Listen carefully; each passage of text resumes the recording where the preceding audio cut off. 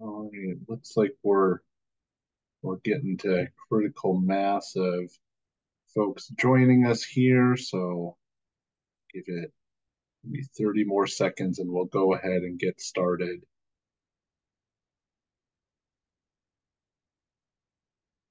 And if folks want to go ahead and just introduce yourself briefly in the chat, uh, it's just interesting for us to know who is attending these sessions when we hold them. So appreciate you joining us.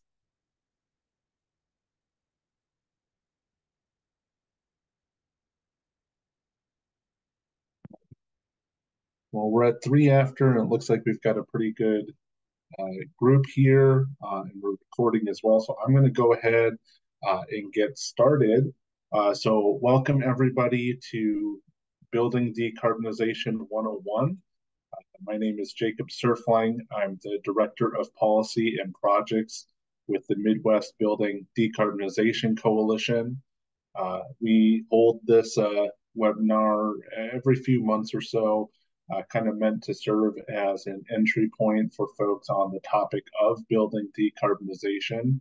Um, so if you have no previous knowledge, no worries. That's what we're here for with this. Before we get started, just a little bit about Midwest BDC. If this is your first time joining us for one of our educational sessions, our mission is to develop and implement equitable strategies to achieve zero emissions from the Midwest building sector by 2050.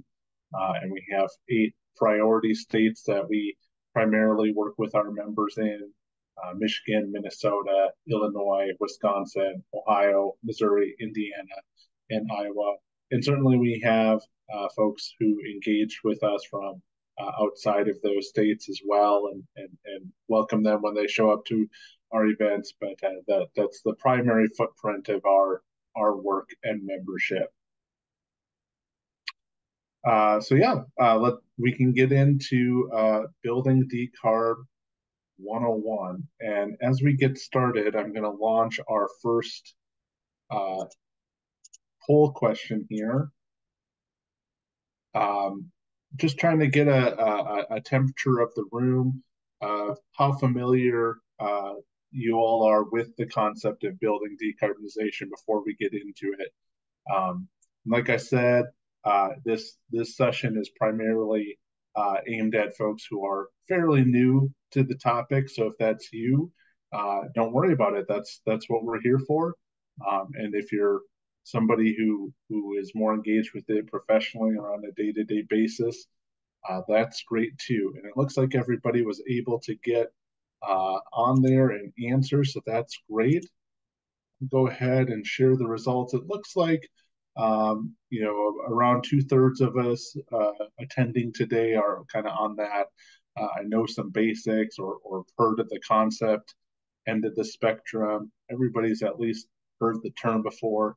Then we have a few, around 1/3 of us that are maybe more on that expert or professional end of it as well. So a pretty good range for these sessions and pretty typical for Building Decarb 101. So thanks for that. And I'll have a few other little poll questions as we go through the session here this afternoon, if for no other reason than to break things up a little bit for you all.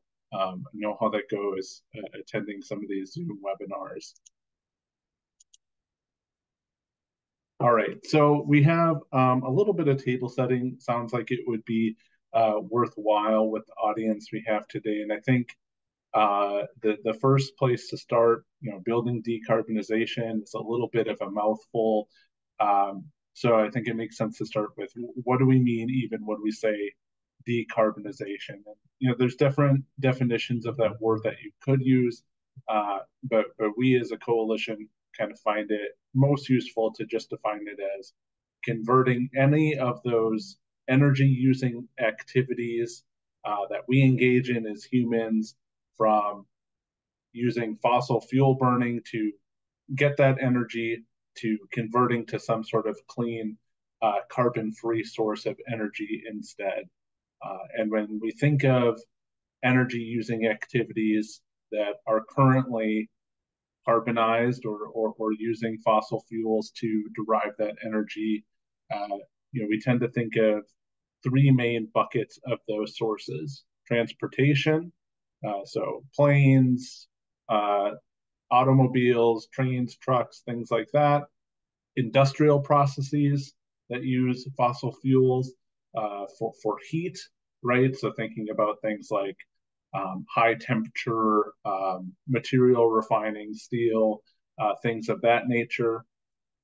And then the one that we're most focused in on as a coalition, commercial and residential buildings, the fossil fuels we use to keep our homes warm and comfortable, have hot water to cook with, and things like that.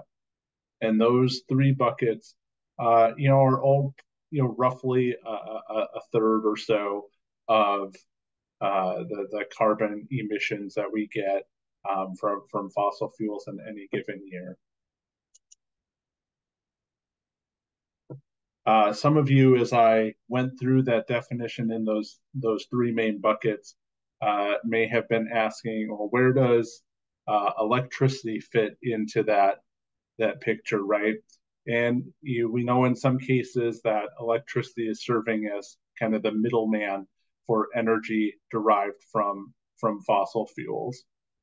So some of that emissions associated with fossil fuels that we're trying to address at the building site is direct emissions at the building themselves, right?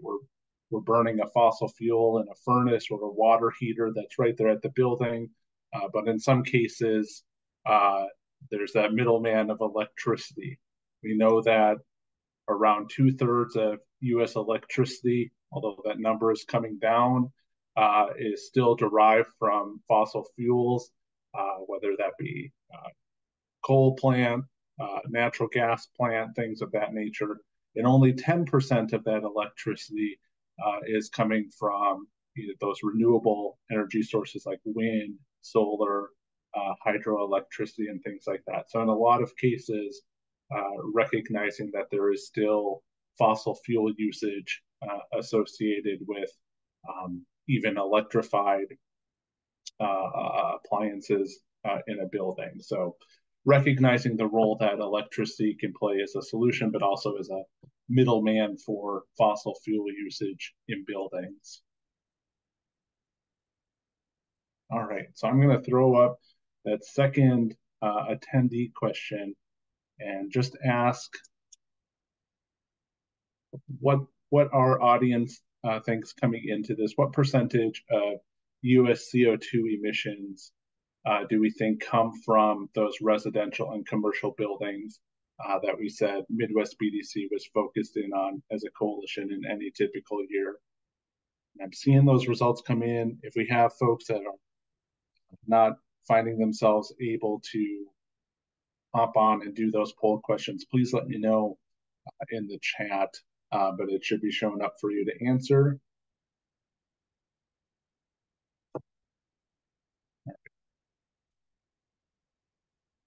Great. All right. It looks like we've got almost everybody, and those poll responses have slowed down. So I'm going to go ahead and end the poll and see where everybody landed. All right. So the majority of you, around 60%, pegged it somewhere around 41 to 60% of building emissions. Around a third of you had it in that 21 to 40% range. At least one of you had it pretty high at 60 to 80%. So where do residential and commercial buildings land? So for 2022, they accounted for around 35%. So those of you that were in that 20 to 40% range, that's typically where we see CO2 emissions associated with the building sector falling in any given year. So I kind of maybe gave it away when we were talking about those buckets before and said they were all roughly a third. But that's typically where they land, and that's part of why we've formed this organization and coalition to specifically dial in on those emissions because they're a big piece of um, our climate emissions picture that we need to address across the region. So that's a little bit of beginning to get at the why. I think the second piece to talk about when we're talking about building decarbonization is the how or what is it, right? If decarbonization in general is shifting our energy usage away from deriving that energy from fossil fuels, what does it mean to specifically say building decarbonization? What does that entail? So how I typically break it down for a new audience is to talk about building decarbonization in terms of a new 3 Rs, right? I think a lot of us grew up with reduce, reuse, recycle when we were talking about addressing material waste. So kind of repurposed that for building decarbonization as reduce, replace, renewables to explain these three main components of building decarbonization. So reduce is what you've maybe heard referred to as energy efficiency from industry or policy folks, but really it's talking about limiting the overall amount of energy that your home or commercial building needs to be functional and comfortable, right? So how do we provide enough lighting, enough heat, enough hot water with the least amount of energy we need to consume to get to that point? That's that reduce or energy efficiency aspect. And then replace is also what you may have heard referred to as electrification. And this is where we're talking about specifically the form of energy we're using to deliver things like heat and hot water to our homes. So taking those appliances like stoves or water heaters, furnaces that might be burning natural gas or propane or wood directly in the home or at the building and replacing it either as a retrofit for an existing building or replacing it in terms of what we designed these new buildings around, replacing those appliances with one that can run on electricity. And then that third R, renewables, it's a little bit of a cheat because I'm using renewables as a stand-in for any form of carbon-free electricity or energy that can be delivered to the building to get that third R in there and make that work.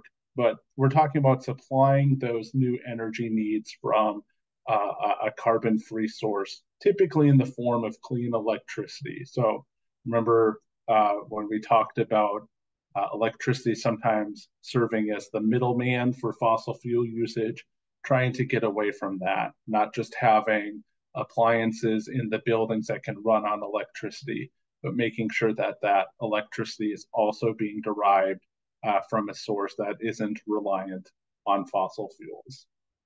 So those are those new 3 Rs to keep in mind when we're talking about building decarbonization: reduce or energy efficiency, replace or electrification, and renewables or carbon-free electricity. And as we go into it, I think the question is, can we do these separately? Like, will one of them on their own or two of them, and we just don't get to the third one? Is that going to get us where we need to go in terms of addressing climate emissions or delivering other benefits to occupants of these buildings? Or can we do them, one at a time, get, all of the energy efficiency stuff maxed out, and then we'll come back and do some of these other things in 10 years or so? And the simple answer to that is no. Think of it in terms of a three-legged stool. If you cut one of those legs out, the whole thing's going to topple over. And we're going to talk a little bit as we go through about why that is, about why these 3 Rs all need to kind of be done in conjunction with each other to get us where we need to go on building decarbonization. So I want to talk, I do still want to talk about all of those three aspects separately from each other to dive in a little bit more about what they mean and what's involved though. So taking them one at a time, starting with that energy efficiency or reduce piece. When we're talking about that in service of getting to decarbonized buildings, what are the measures that we're really talking about? So the number one priority when the end goal is building decarbonization is really reducing those heating and cooling needs of the building as much as possible in the first place, especially in the Midwest, with heating being the source of a lot of fossil fuel energy usage associated with buildings. I want to reduce that one down as much as possible. And that can include things like traditional building weatherization measures like sealing those air gaps and things like that, higher performance insulation in windows. It might mean utilizing waste heat before we get to the point of providing additional heat in the building. So, thinking about a commercial building where you've got bathroom exhaust fans and things like that that are exhausting air that you need to do for to control smells and contaminants in the air and things like that, exhausting that air to the outside. But in a lot of cases, that air has already been conditioned, right? It's been heated up or cooled down to where you want it, and now you're wasting that energy or that heat by sending it outside, and you're bringing in new fresh air that needs to be heated up or cooled down accordingly. What can we do to utilize that, with things like heat exchangers and things like that that can still bring in that fresh air, but kind of steal some of that heat from what we're exhausting outside instead of having to rely on a heating and cooling system as much. And then, the fourth thing with reducing those heating and cooling needs, talking about things like smart thermostats or controls that can make sure that we're not providing heating and cooling when we don't really need it in the building.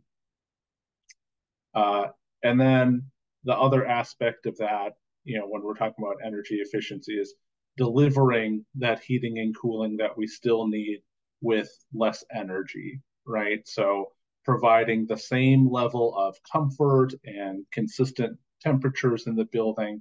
How can we do that with less energy? And the great news there is that decarbonized heating equipment, that replace piece that we're going to talk about in a little bit, is typically delivering the same amount of heat and comfort with a third or less of the energy that we're consuming with fossil fuel-based heating and cooling appliances. So that's one of those kind of addressing two things at the same time with that and delivering those higher levels of energy efficiency. I'm seeing a question in the chat about what is waste heat. So I'm just going to double back to that and just sort of redefine that again. So when we're talking about waste heat, we're talking about if we have conditioned spaces like that we're exhausting air from, like a kitchen or a restroom or things like that. Can we recapture some of the energy that we use to heat up the air in those rooms and use it to sort of preheat some of the new fresh ventilation air that we're bringing inside, and not have all of that just kind of get exhausted to the outside and losing that benefit of it.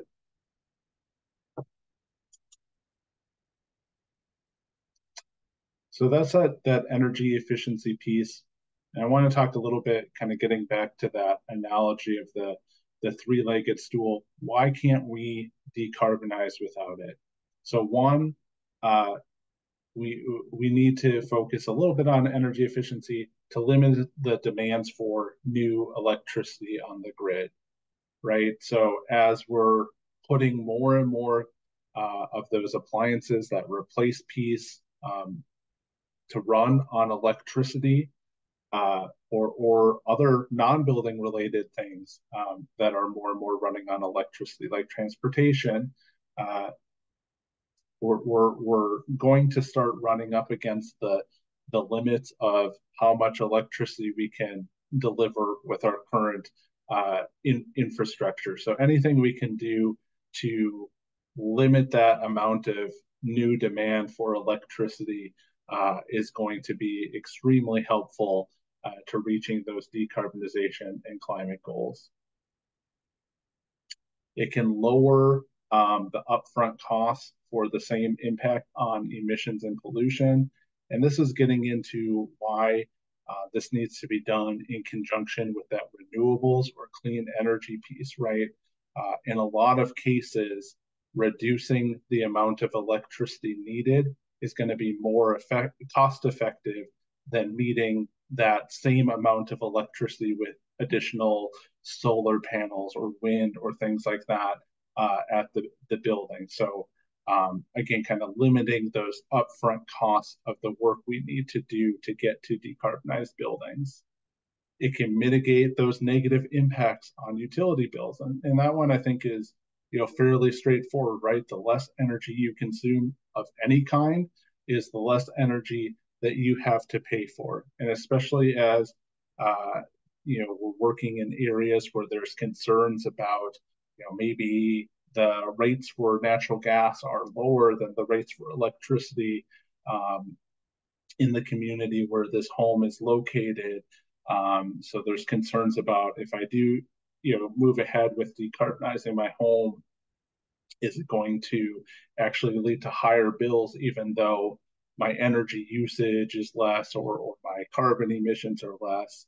And again, anything we can do to just reduce flat out the amount of energy needed is going to mitigate those, potentially negative unintended consequences. And then the last point is that most of these measures also increase the comfort and health of the home as well, right? Especially when we're talking about things like weatherization, right? Not only is it reducing the energy, but you're going to have a less drafty home. You're going to have less of those kind of like cold spots on the wall that make the home uncomfortable to live in. So there's that added benefit of just a better life experience for the occupant of the building when we do some of these energy efficiency measures as well. So before I transition into that next R, I'm going to launch our third poll question here and just kind of see best guesses from the audience of, on average, how much annual energy usage in the Midwest homes comes from heating and water heating. So if we combine the energy usage that we associate with, our furnace or heat pump or whatever is heating the home, with the energy usage associated with our hot water heater, how much of the annual energy usage in the home comes from that as compared to other things like your AC or other things that you're plugging in that use electricity in your home. Seeing those results coming in. I'll just give it a few more seconds for folks to chime in on that.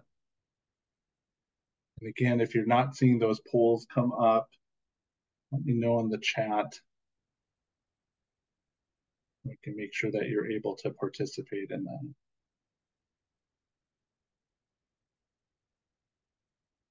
All right, well, it looks like the responses have slowed down here, so I'm going to go ahead and end that poll again and see where we ended up. So around about half of you had this pegged at around 40 to 60%, somewhere in that about half range, and then the rest was split pretty evenly between 20 to 40% or 60 to 80%.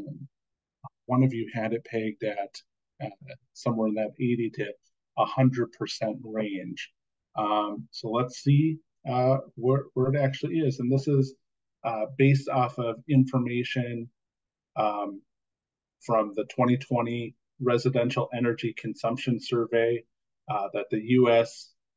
Energy Information Administration does every 5 years to just kind of give a picture of how the country is using energy in their homes. And there's a whole host of other statistics and things that they dive into. It's super interesting if you're interested in that sort of thing. And what we find is that 72% of residential energy consumption in the Midwest is for space and water heating. And just for reference, the EIA defines Midwest as the Dakotas, Nebraska, Kansas, and then the rest of that 8-state Midwest BDC footprint are sort of the census regions that they called the Midwest. So pretty closely matching up with Midwest BDC states. So space heating is over half of the typical energy consumption for Midwest buildings at 55%, and then an additional 17% coming from water heaters. So that's the vast majority of energy usage in Midwest homes. The rest is other, so that's kind of your TV, your refrigerator, all that. Oh, actually, refrigerator is its own at 3%. Air conditioning is 4%, and then other is, all the other stuff that you plug into the wall or your cooking equipment and things like that. So why did we specifically call out space and water heating? And the reason is because they're the ones that are most typically directly using fossil fuels in the home, right? So around 80% of residential buildings in the Midwest are using some form of combustion as their main fuel for heating. And typically, it's not a one-for-one match, but it's pretty close that if you're using that as your main source for space heating, there's a good chance that's what your water heater is running on as well. So around 70% of that is natural gas, and then there's another fair amount of propane, especially in rural areas across the region, and wood as well. And only around a fifth of Midwest homes are currently using electricity as their primary fuel for space heating. So it's our main energy user in homes across the region, and it's primarily being met by fossil fuels currently. So again, this is like the crux of the issue of why that replace piece is so important in the Midwest. Sorry. So thinking of, well, why can't we, electricity is getting cleaner all the time. Isn't that going to solve the issue of building usage? Not if the primary energy user in these buildings is still directly reliant on fossil fuels. So how are we addressing that, that replace or electrification piece? And I said this is primarily about changing what we install for appliances for these measures or to serve these end uses in our homes and in buildings across the region. So on the space heating side, we're primarily talking about heat pumps, both for space heating and cooling, but also for water heaters. We're talking about induction stoves or other forms of electric cooking equipment, electric clothes dryers, and things like that are the main appliances that we're talking about to address this. And so with that, obviously the critical replace appliance that we're talking about in that context are heat pumps. So just wanted to take a little bit of time for folks who maybe aren't as familiar with heat pumps to just explain what they are. And the main thing to remember with a heat pump is that they're moving heat where you want it instead of creating it. So what do I mean by when I say that? So when you have a furnace or a boiler, um, you're burning something to create heat energy that wasn't there before, right? You're converting a fuel like natural gas or propane and turning it into heat energy. What a heat pump is doing is it's taking heat energy that already exists somewhere else, either in the outside air around the building or in the ground around the building site, and moving it from there to where you want it inside the home, right? So think of it as your air conditioner or refrigerator running in reverse, right? What does your AC do? It takes heat that's in your home and it moves it outside. What does your refrigerator do? It takes this box that you want to keep cold, and takes the heat that's in there and it moves it outside of the refrigerator. And it does that by using an electric compressor to basically force heat to move in the direction that it doesn't want to go.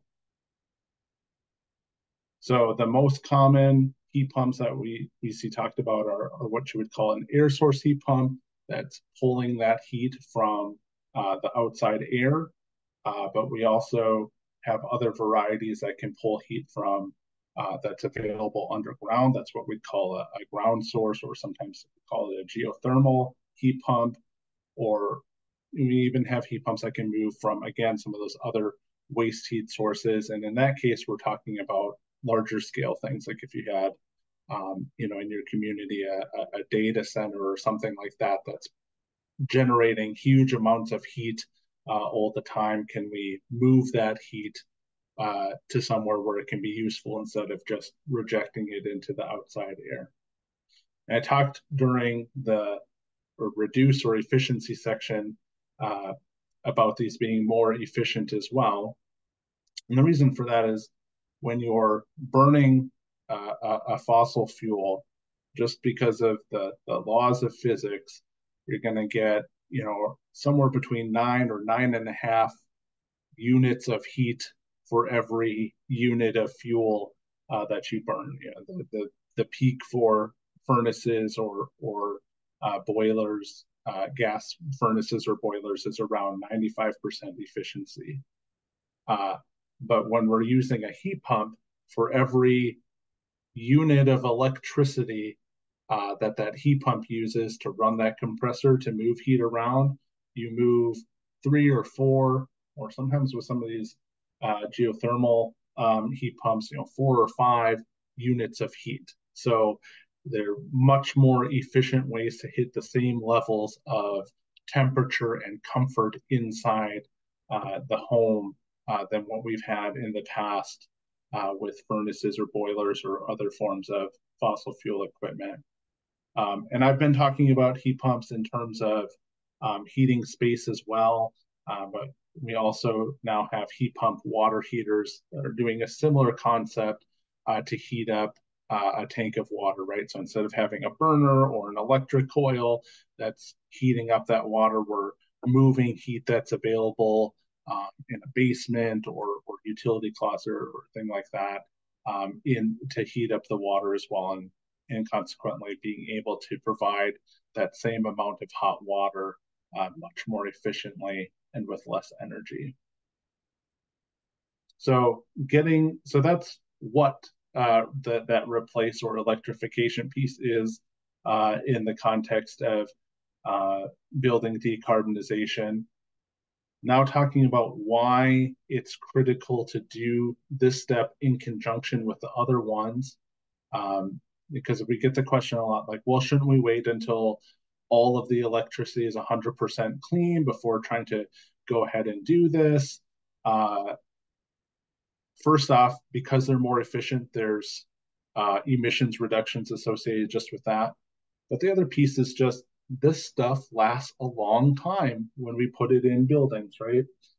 So the American Society of Heating, Refrigeration, and Air Conditioning Engineers, they peg the typical lifespan of a gas furnace or gas boiler at somewhere in the 15 to 25-year range, right? So every time you install one of these in a new building or replace a furnace in somebody's home with a new one, you can assume that that new unit you put in is going to last around 15 or 20 years. And you're locking in that typical level of emissions that's going to be associated with it for that same amount of time, right?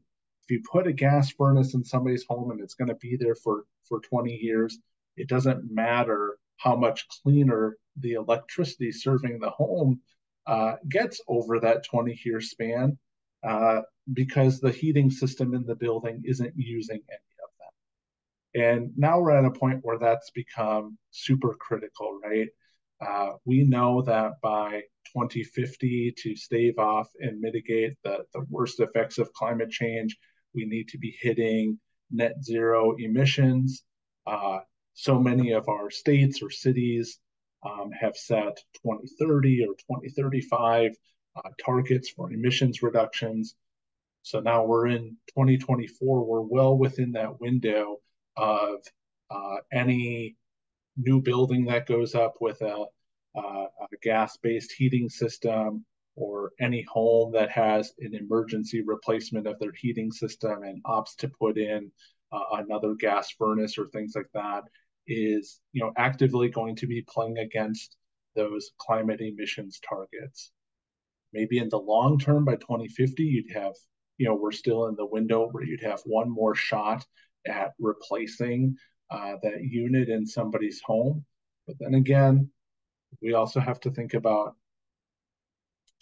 is that home going to be built in a way that's ready to accommodate these other forms of heating and cooling? Is there electric panel or wiring or outlets and things like that designed in a way that will accommodate a new electric heating and hot water system, or is it still being based around gas? And not only are we talking about replacing that specific piece of equipment in 20 years, but we're also talking about expensive and really unnecessary other retrofits to the building. So again, thinking about that three-legged stool, that's why we're at this point now where we can't do it without the electrification piece. We can't wait for the efficiency and renewables pieces to be perfect. We need to be doing this as well, or we're going to be saddling home and business owners and renters with a lot of unneeded and costly additional upgrades to make that switch over at some point if we're going to hit those 2050 emissions targets. And again, I talked before about not locking in the emissions associated with a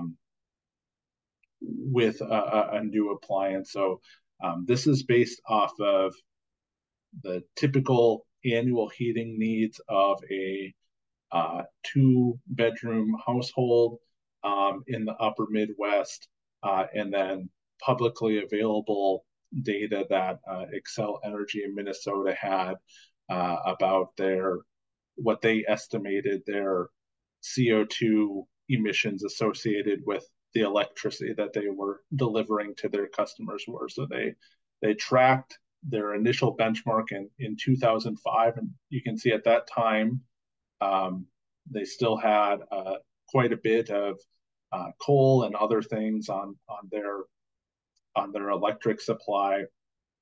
So at the time, that gas furnace actually would have had less overall emissions associated with it. A fairly high efficiency heat pump would have gotten you close, but if you had really old or inefficient electric heating, it actually would have had a fair amount of emissions with it.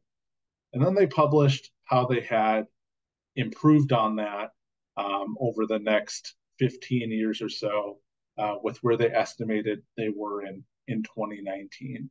And at that point, they had brought on a lot more wind and solar and things like that. And what you see is they'd hit that inflection point somewhere along the line in that decade, right? Where now, uh, if you had a fairly high efficient electric heating and cooling system for that home, it would have less emissions than the gas furnace, even with still having, a fair amount of fossil fuel electric generation on the grid. Still wouldn't want like those lousy electric baseboards or things like that to be your main source of heating for the building from a climate emissions perspective, at the very least. And then they projected out what they thought their 2030 targets were going to be for, again, continued reductions that they were trying to hit with their electricity. And this was actually their targets before legislation passed in Minnesota mandating some reductions in emissions in the state's electric grid. So this may even be more aggressive than what I had here now. But what you see is that, that furnace that maybe somebody got told to install in 2005 because that was the right thing to do because the grid's so dirty. Now, 15 years later, you're still within or 25 years later, you're still maybe within the lifespan of that. But over that lifespan, you've seen that actually the emissions associated with the heat pump would have steadily gone down while the emissions associated with the gas furnace stayed the same. And now at this point, you'd really be doing a disservice in terms of emissions by continuing to install gas furnace. And hopefully, this hypothetical person's home is set up to accommodate a heat pump at that point that they'd be looking to trade it over, especially as you're continuing to try to work the rest of the way to 100% renewables by 2050. All right. So as we keep going through this case for replace a little bit, just another poll question for the group that I'll launch here. Curious what folks think the increase in natural gas rates for Midwest BDC states was from 2018 to 2022. So on average over that 5 years, how much do we think natural gas rates increased in the 8 states that Midwest BDC primarily works in? And this is again based off of state average data from the Energy Information Administration. So national data from the Department of Energy.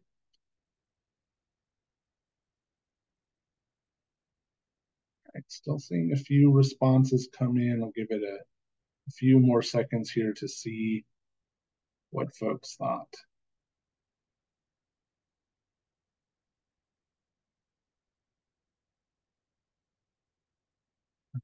Looks like they've slowed down, so I'm going to go ahead and end that poll and share those results. So most of you guessed it in that 20 to 40% range. A few of you had it at 40 to 60%, and then at least one of you had it in the 60 to 80% range. So just keep that in mind. And then I'm going to pull up the fifth question. Hold on. And see how you think the increases in electric rates across those same states compared over that same span.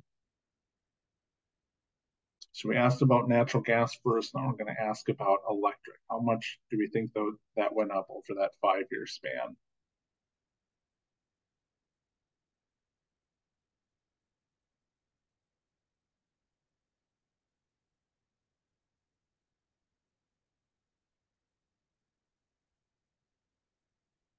Give a few more seconds here for folks to respond.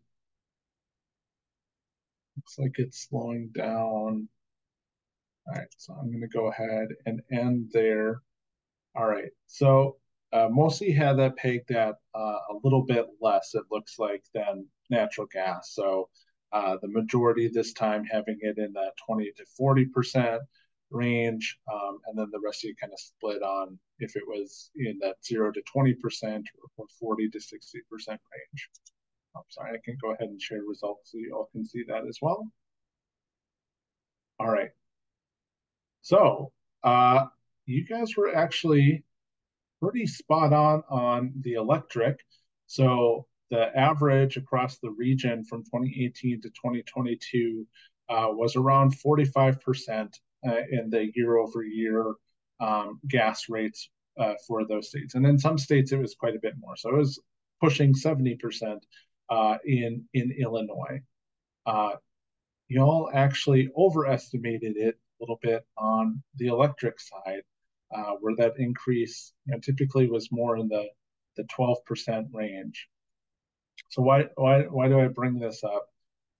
Well, because I think the main concern I think that gets brought up from an equity standpoint on the question of electrification or that replace phase is that we don't want to increase energy burden, right? We have these subsidized natural gas rates that have typically been lower or more cost effective for households than providing heat, all electric, even factoring in usually that higher efficiency of energy usage with the electric heating systems, and that's a real thing that we don't want to discount or ignore.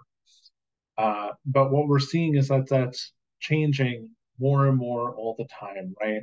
Those natural gas rates are on the rise, and they're on the rise at a faster rate than electric is. And they're also typically way more volatile than electric rates are. If you go on the EIA website, you can pull up all sorts of fancy line charts that can give you those average natural gas and electric rates year to year or month to month. And if you look at the month to month one on the natural gas, you'll see big swings in the rates from month to month, and it's going up and down all the time.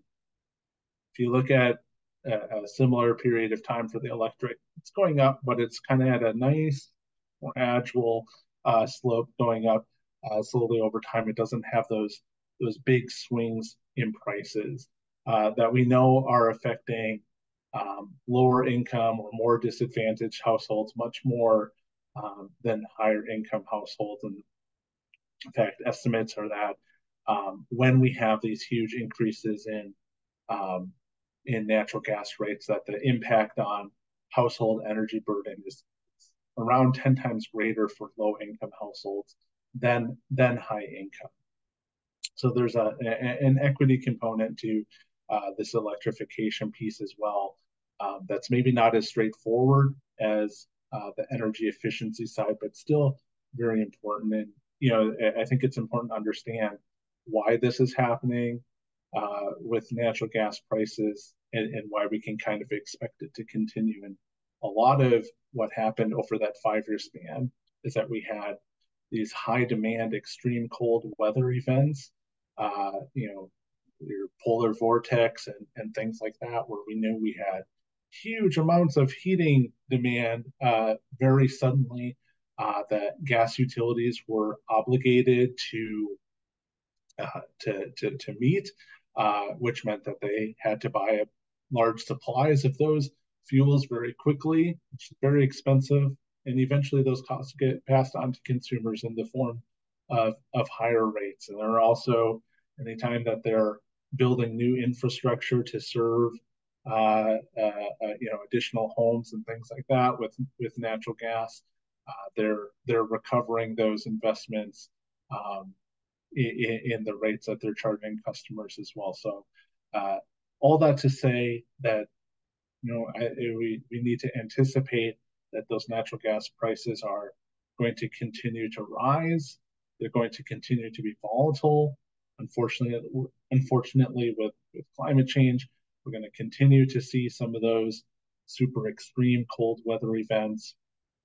And the reason they're not affecting the electricity prices as much is because, as opposed to having to have one fuel that you're reliant on, electricity can be derived from a large variety of sources, and increasingly those renewable ones that don't have those same um, fuel price volatility concerns there. So there's that economic aspect of why we can't decarbonize without that replace or electrification step as well.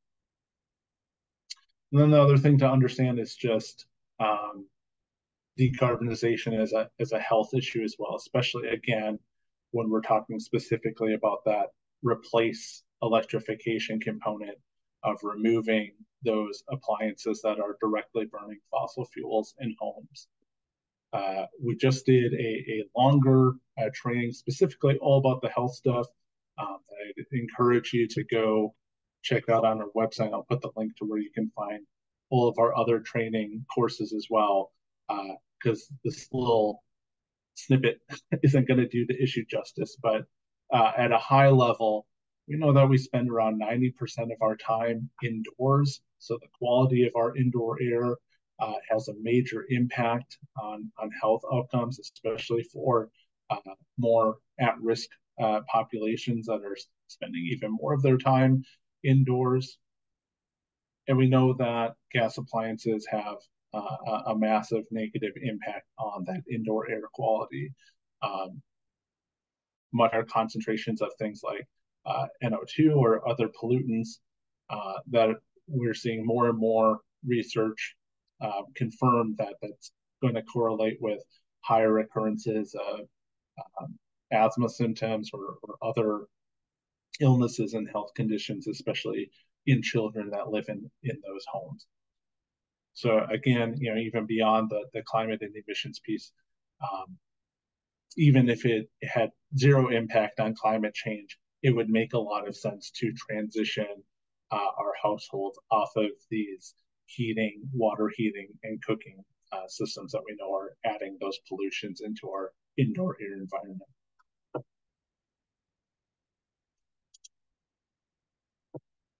And then that last R, that renewables or carbon-free energy piece, what does that all entail? It means generating clean electricity, either at the building site in terms of things that you probably think of like rooftop solar.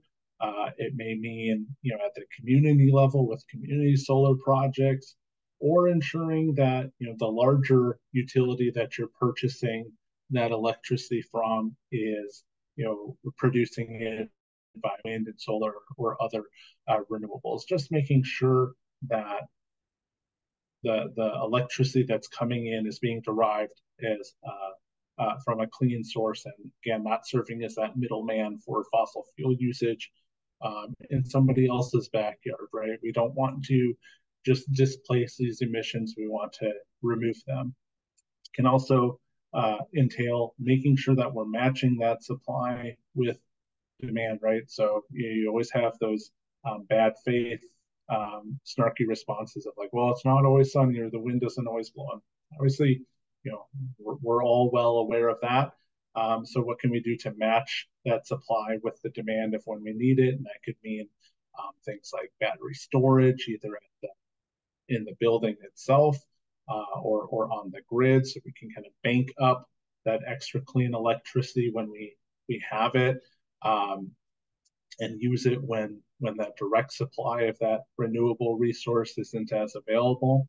It can also mean getting smart about when we are demanding that electricity with grid-connected appliances. So think of those things in your home that use electricity that don't necessarily have to happen at a specific time, right?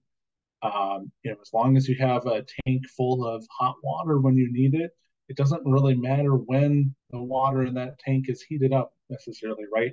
Can we have that set up with smart technology that is turning on that water heater when there's an excess of clean electricity available, and not running it when maybe those margins are a little bit tighter, so that we don't have to build or overbuild so much of this supply of clean electricity, because we're managing when and how we need that energy better. And we can also talk about delivering non-electric forms of clean energy to homes. I discussed before, when we were talking about heat pumps, that um, a lot of them are those air source ones, but there's also heat pumps that um, pull heat from other places. Can we deliver that into folks' homes the way that we currently do gas, so that we can take advantage of things in our community that produce heat that they don't need at that building, but maybe their neighbors do, right? You have a neighborhood ice rink that's always pulling heat out of the building, even during the winter. Instead of just blowing that heat outside, can we use a network of clean heat and deliver that to the households in that neighborhood? So just envisioning these other forms of non-fossil fuel energy that we can make sure are getting delivered into folks' homes. And again, why can't we? This is a repeat of the previous slide. Okay, so that is our content for today. I did want to share that we used to do a longer version of Building Decarb 101, but we just found that we had a bunch of additional content that we weren't able to fit into this session. So we will have Decarb 102 coming up probably as we get into the summer, to talk a little bit more specifically on equity and other challenges that we face addressing some of these issues. So encourage you to watch for that as it comes up. Please visit midwestdecarb.org if you're interested in learning more about the coalition. And we still have a little bit of time left, and I can stay on for a little bit as well. So if we had any questions, feel free to put them in the chat in the Q&A, and I can try to address a few things. But otherwise, thank you for joining us this afternoon.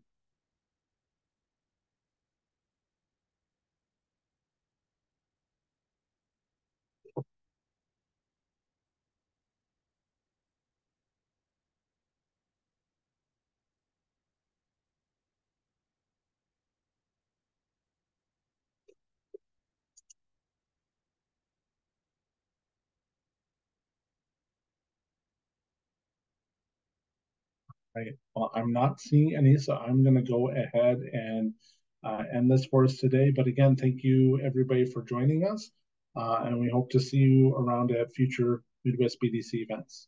Thank you, everyone.